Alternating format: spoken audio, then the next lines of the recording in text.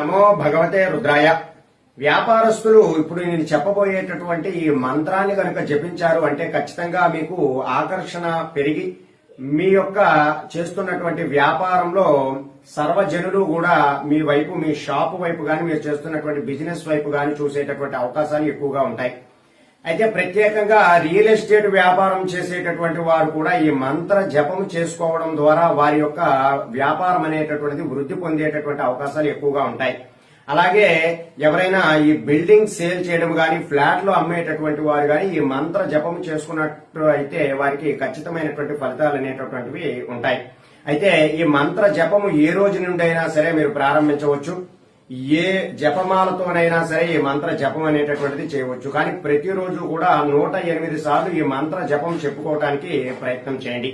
ఆ మంత్రం ఏమిటి అంటే ఓం హ్రీం క్లీం టహ టహ స్వాహ.